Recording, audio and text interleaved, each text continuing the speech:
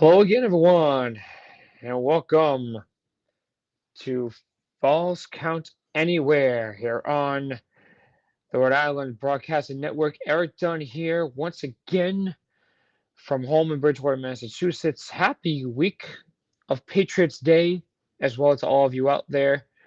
Uh, well, looks like there's been some surprises with WWE as of late, and I'll be breaking it all down throughout our time together.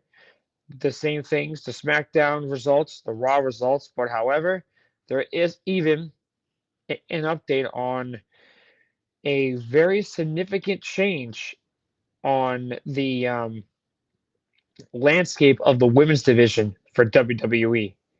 And the biggest thing that is happening right now is the Women's World Heavyweight Championship.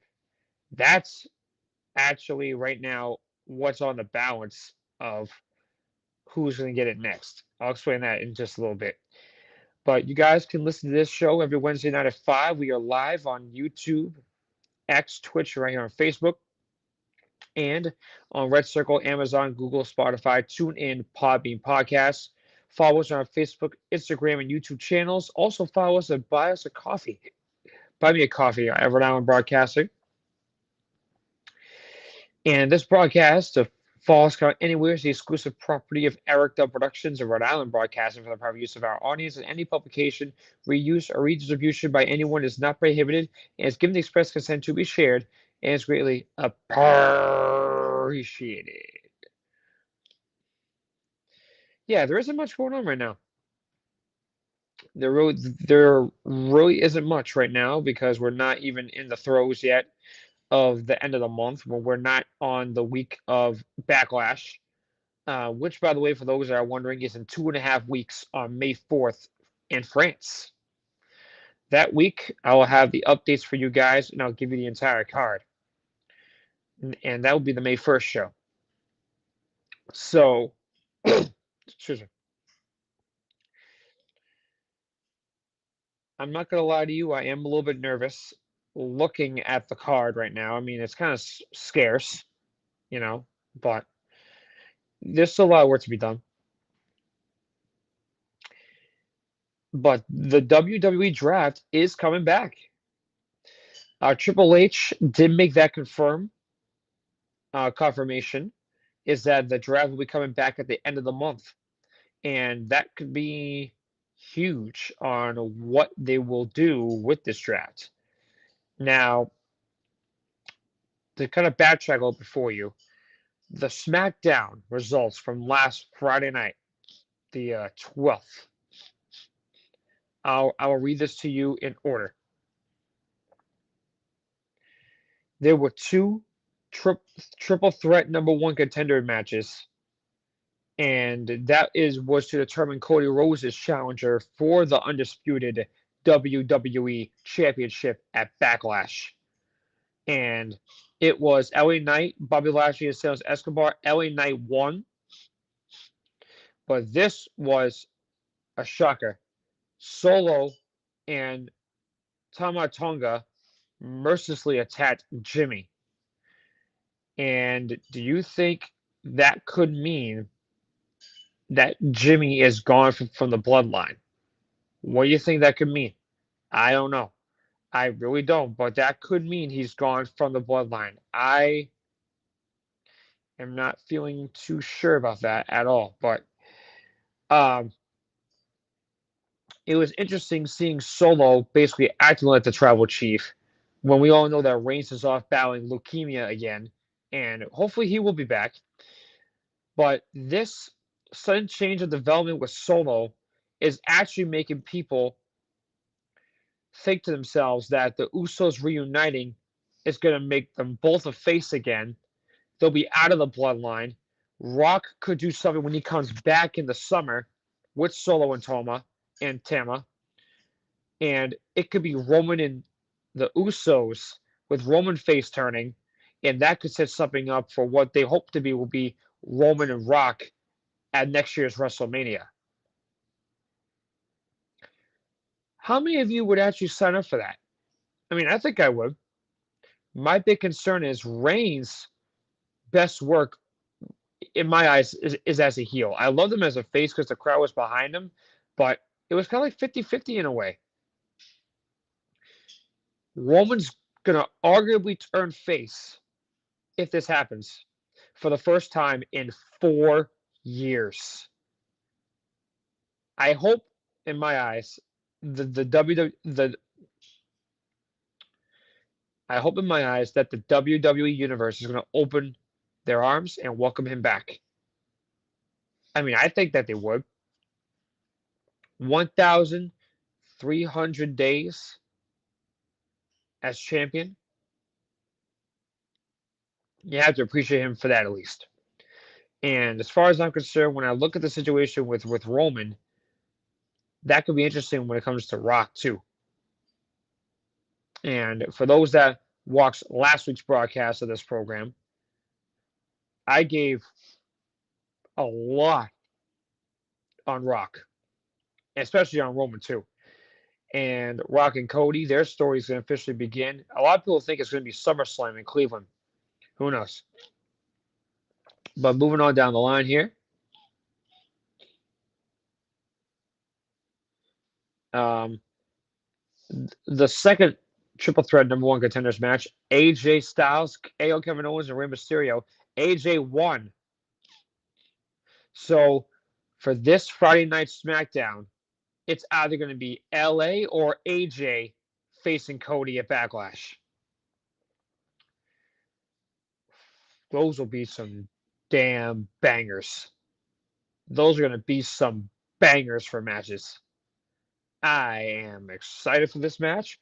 I guarantee you, with LA and AJ, number one contenders match,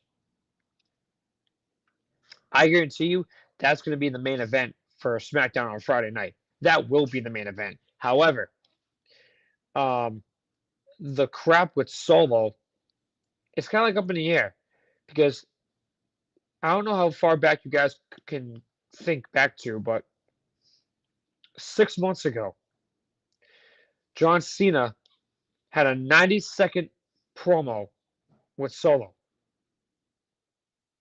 And I think he says something along the lines of, and we all see you, homie, thinking that you're some badass enforcer, but you're really nothing more than a bargain basement Taz ripoff. Cena did not deserve to get squashed like that.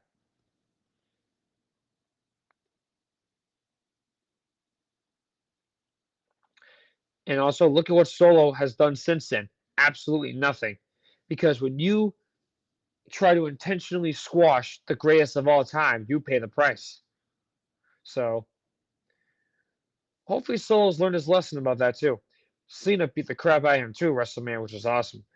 Paul Heyman was also beside himself. And I mean that. Heyman was livid. Okay?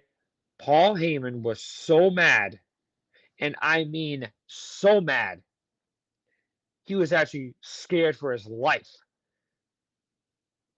He was so scared for his life,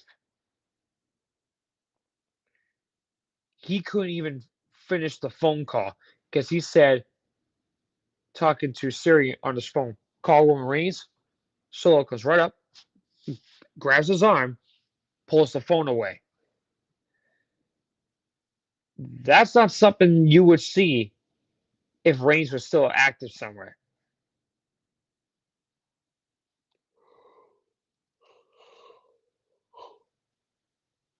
What do you think? Could that be a sign of things to come? Maybe. So for SmackDown, that was that. Now we move on to Raw. And we just got a little bit of a comment here on Twitch from Chakra Power. Thank you for the comments there.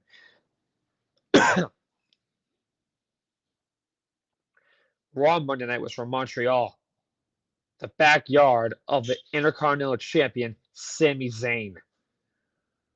I will explain the end of this night in a second. But here's what we know for next week's Raw. There will be a new Women's World Heavyweight Champion. Rhea Ripley was forced to vacate it due to an arm injury.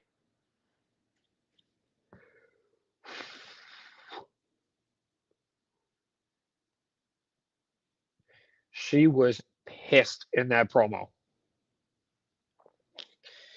And that was because of the attack that Liv Morgan gave the week before. Now, there's a part of me that thinks that Liv Morgan has turned heel because of her hashtag revenge tour.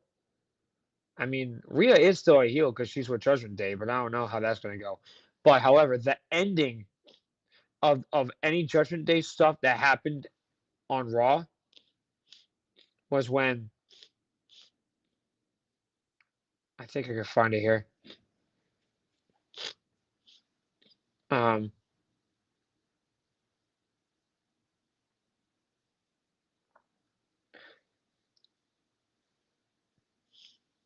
the Judgment Day tried to assault Jay, and even though they did, Jay did escape them. But you saw Damian Priest; he didn't give the orders; he didn't do anything.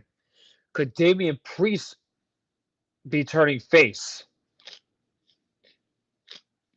Well, let's actually think about that for a second. Could Damian Priest turn face?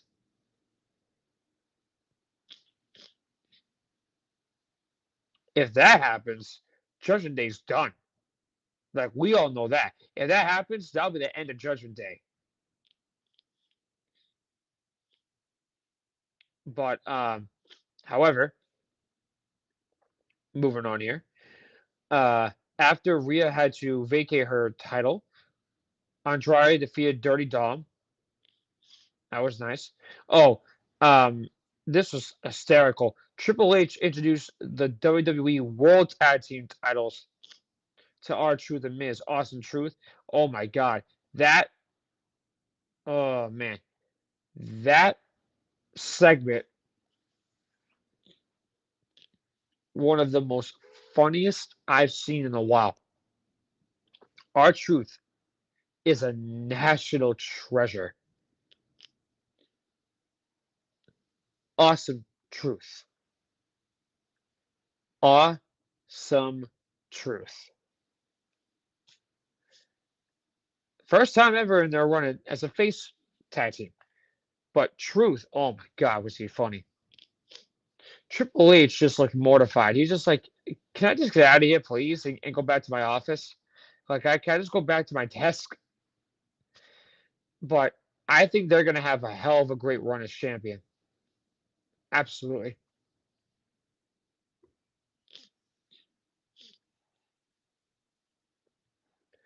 And then also on the night, Cody gave a huge thank you to those that helped him at WrestleMania 40. And then this is the ending of Raw that really confused me and I think pissed off a lot of fans. So as I mentioned to you earlier, Montreal is the backyard for Sami Zayn. The main event was for the Intercontinental title, him and Chad Gable. They decided whether they would actually follow him to the ring, except he came through the concourse into the crowd. Sami won, but the ending of this match, the ending of the night, had Chad Gable turning heel by German suplexing Sami in front of his wife after he already lost.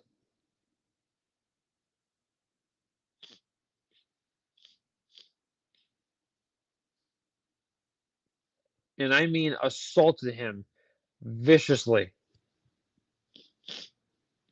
And here's what he also did in a beatdown. He also kept putting on the ankle lock and not letting go because he kept going to it on repeated occasions after Zayn tweaked it earlier in the match. But even with the bad ankle, Zayn hit the haluva kick to retain his title. And I'll admit to you, it was a great match. but I'm just concerned with the way the outcome of this was. It didn't make sense to me to um, to have Chad turn heel unless they were going to do something big with it. And my hope is if they do something big with it, then hey, there you go. But I'm not going to get my hopes up on that whatsoever. Um, I don't know what's going to happen with Chad. I don't know if that means that regarding Gable, that's the end of Alpha Academy because he'll be a heel. I'm not too positive on that, but so far, we know Jay will be taking on Damian for the World Heavyweight title at Backlash. That match is confirmed. As of this Friday night SmackDown, we will know if either LA or AJ will be challenging Cody for the WWE Championship at Backlash as well. So 2 matches as of Friday night is going to be set for Backlash in France. The big question is going to be, what's the rest of the card? Who else is going to be on there? Oh yeah, speaking of people, the Celtic Warrior Sheamus returned on Raw Monday night. And believe me, we all should be excited to have him back and yada yada. Everyone was whining because he didn't look good enough in shape. I'm like, okay.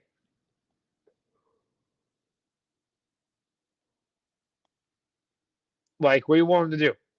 Be just out of stone like a Brock Lesnar? No. No, that's not how it works. But what I will say is Sheamus had a great return match against Ivar. Won, of course.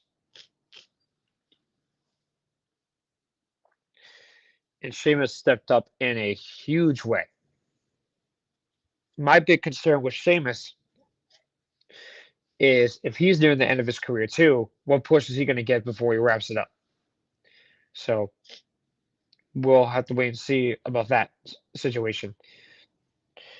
But for this week, though, the major updates were SmackDown and Raw. But for next week, I think we're going to get the updates I'm going to get for you from SmackDown Friday night, Raw next Monday night, and even maybe the preview of the draft.